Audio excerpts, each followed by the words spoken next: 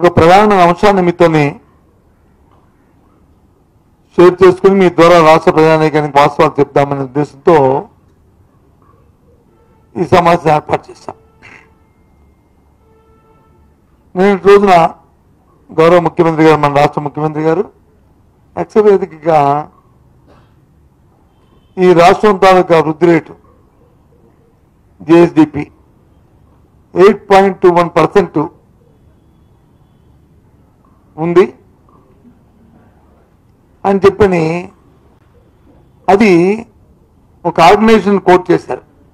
వారు చెప్పారు అని ఢిల్లీలో ఉన్న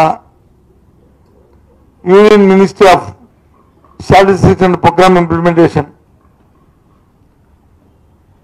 ministry of statistics and programme implementation వారు చెప్పినట్టుగా మీరు వచ్చి నిర్ణయిస్తూ అది రెండు ప్రధానమైన పత్రికలు, ఒకటి ఈనాడు, రెండు ఆంధ్రజ్యోతి బ్యానర్ ఐటెంలో రెండు చేశారు. నా ఒక విషయం ఏంటంటే, ఏదైనా విషయాన్ని మనం ఇస్తున్నప్పుడు అది వాస్తవం ఎంత ఉంది అనే దాన్ని కూడా చిన్న విశ్లేషణ ఆఖరిలో కొంత పెడితే ప్రజలకి కన్ఫ్యూజ్ ఉండదు. లేకపోతే నిజమే కదా అనుకునే ఫీల్ గుడ్ ఫ్యాక్టర్లో ప్రజల్ని మభ్యపెట్టడం అనేది జరుగుతుంటుంది. 8.21% వస్తే సంతోషమే, మేమేమీ దానికి వ్యతిరేకం కాదు. కానీ వాస్తవికత ఏది?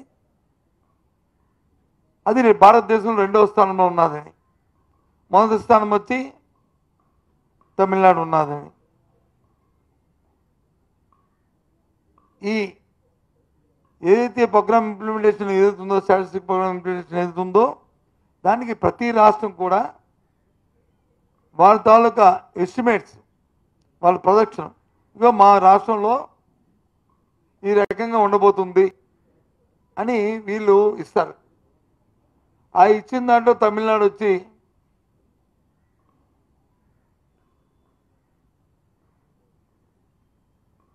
9.69% వాళ్ళు ప్రొజెక్షన్ ఇచ్చారు. అలాగే ఆంధ్రప్రదేశ్ వచ్చి 8.21% ఇచ్చింది. అలాగే పుదుచ్చేరి వచ్చి 7.96% ఇచ్చారు. అలాగే అస్సాం వచ్చి 7.9% ఇచ్చారు. అలాగే రాజస్థాన్ వచ్చి 7.82% ఇచ్చారు. అలాగే ఒక రాష్ట్రం పంజాబ్ వచ్చి 5.95%, అలాగే ఒక రాష్ట్రం ఇచ్చింది. ఇంకా కొన్ని రాష్ట్రాలు యూపీ, కేరళ, బీహార్, గుజరాత్, ఢిల్లీ, ఈ రాష్ట్రాలు అసలు ఇవ్వలేదు ఇంకా వాళ్ళ ఎస్టిమేట్స్. అంటే ఏంటి? మనం చెప్పిన లెక్కలకి మన రాష్ట్ర ప్రభుత్వం వీళ్ళు ఇస్తున్న వీళ్ళు ఎస్టిమేట్ ఈ రకంగా ఉండబోతుంది అనేది, దాన్ని ఏ రకంగా సృష్టించాయి? భారతదేశంలో 2వ స్థానంలో ఉన్నదని ఉండాలని భారతదేశ ఆంధ్ర రాష్ట్ర పౌరుడిగా నేను కోరుకుంటాను. కానీ వాస్తవికత ఏది? ఎగ్జాంపుల్ తమిళనాడు తీసుకుందాం. తమిళనాడు 9.69% ఇచ్చిందంటే కారణం ఏంటి? వాళ్ళకు వస్తున్న రెవెన్యూస్, వాళ్ళ ఓన్ రెవెన్యూస్ 10.64% వాళ్ళ ఓన్ రెవెన్యూస్ ఉన్నాయి. మన ఆంధ్రప్రదేశ్ ఎంత ఉంది? కాబట్టి వాళ్ళు వచ్చి 9 వస్తుందని వాళ్ళ ఎక్స్పెక్టేషన్ వాళ్ళు ఇచ్చారు. ఆంధ్రప్రదేశ్ ఎంత ఉంది? 2.69% ఉంది. ఇది వాస్తవం కాదా? ఇది అబద్ధమని చెప్తుంది. మీరు చెప్పిన లెక్కలే కదా. ఇంతేకాదు, అదర్ ఇన్కమ్ చూసుకుంటే సుమారు 32% మైనస్లో ఉంది.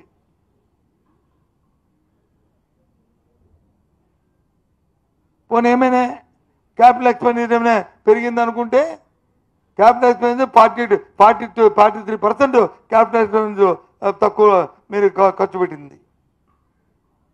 మరి ఏ రకంగా ఈ 8.2% అయిపోయిందని కాదు. మేము ఇచ్చాము, పంపించాం, మా టార్గెట్ ఇది, మా 8.2% మా టార్గెట్ మాకు ఇప్పుడు రెవెన్యూ రాలేదు అయినా దాన్ని పెంచుకోవడం ప్రయత్నం చేస్తామని చెప్తే ఓకే ఫైన్.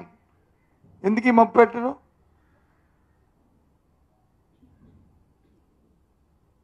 దానికి వచ్చి చక్కలు గుద్దుకొని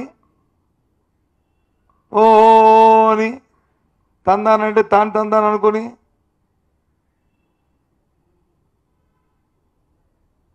అర్థం అవట్లే. వాస్తవం చెప్పడానికి తప్పేముంది? ఎస్ మా ప్రదర్శన ఇచ్చాం, కానీ ప్రదర్శన పంపించినప్పుడు కూడా వాస్తవికత ఉండాలి. నీకు రెవెన్యూస్ వచ్చి ఓన్ రెవెన్యూస్ వస్తుంది 2.69% వచ్చినప్పుడు హౌ కెన్ అచీవ్ 8%కి వెళ్ళగలుగుతావు? సింపుల్ లాజిక్ కదా. మన ఆస్తులు పెరగాలంటే మనకు ఆదాయాలు పెరగాలి. ఆదాయం పెరగకుండా ఎలా పెరిగిపోతాయి? ఏమైనా ఇదంటే బ్రహ్మ పదార్థం ఏమైనా వద్దా? పాతాళ పేరు మంత్రం ఏమైనది?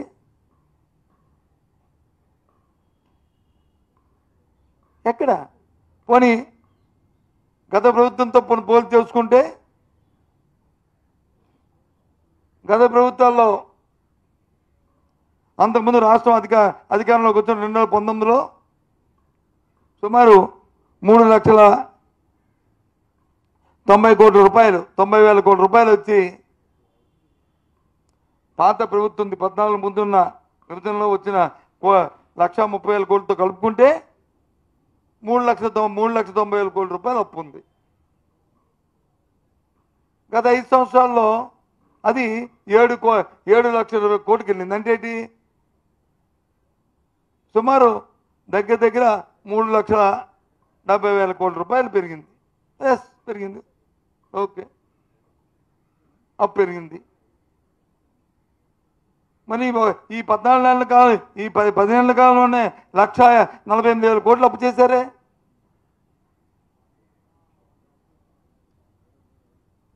యావరేజ్గా అక్కడ చూసుకుంటే సంవత్సరానికి వచ్చే 70,000 కోట్లు లోపు వెళ్తే 10 నెలల కాలంలోనే 1,54,000 కోట్లు అప్పు చేసి ఏ రకంగా జీడిపి పెరిగిందని నేను చెప్పి పంపించాము. మా ప్రొజెక్షన్ ఇది, హెచ్చుకోవడానికి ప్రయత్నాలు చేస్తాము, మా రెవెన్యూస్ రాలేదు, పెంచుకోవడానికి ప్రయత్నాలు చేస్తాము అని చెప్తే పర్వాలేదు, అయిపోయింది. ఓటు అని దానికి వచ్చి తందానంటే ఓ పక్క వచ్చి మిగతా మళ్ళీ ఓ పక్క వచ్చి మంత్రులు వచ్చి అరసాలు, ఇంకోళ్ళు వచ్చి దానికి ఇంకోటి. ఎందుకు ఇలాంటివన్నీ? ఈ ఫాల్స్ స్టేట్మెంట్, ఫాల్స్ మెసేజ్లు, దానివల్ల ఉపయోగం ఏంటి? నేను చెప్పిన లెక్కలు నేను తప్పున్నా చెప్పనండి. రేపు ఉదయం ప్రెస్ కాన్ఫరెన్స్ పెట్టి చెప్పనండి. నేను స్టేట్మెంట్ కూడా రిటర్న్ స్టేట్మెంట్ కూడా మీకు ఇస్తాను. ఒకవేళ ఏమైనా నేను చెప్పేదని కూడా ఇస్తాను, ఇప్పుడు వాయిస్తో కాకుండా.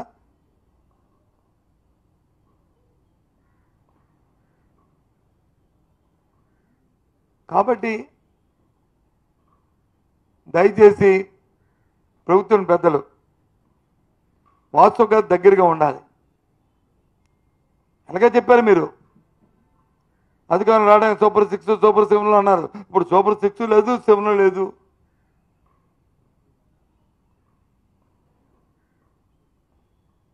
గత 5 సంవత్సరాల్లో 3 లక్షల కోట్ల పైసలకు అప్పు తీసుకొచ్చినా 2,78,000 కోట్ల రూపాయలు డిబిటీ ద్వారా ప్రజలకు ఇచ్చాం. వాళ్ళ కొనుగోలు శక్తి పెంచాం, తద్వారా రాష్ట్ర ఆదాయాన్ని పెంచాం.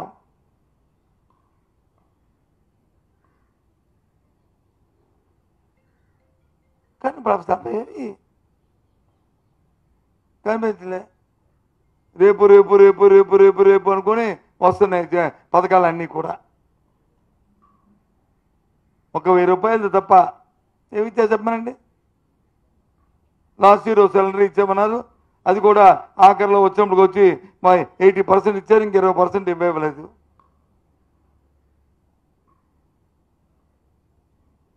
మళ్ళీ ఇప్పుడు ఈ సంవత్సరం అమ్మఒడి అన్నారు, ఎప్పుడు వస్తారో ఇంకా ఆ డేట్లు అంటున్నారు, డేట్లు అలాగా పొడిగించుకొస్తున్నారు.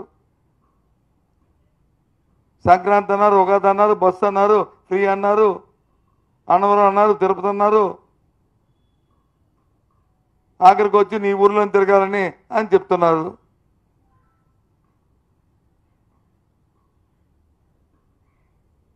ఇవాళ పత్రిక చూసి నేను ఆశ్చర్యపోయాను. నిన్న ఆ ట్విట్టర్లో చూసిన నేను కూడా దానికి పెట్టాను.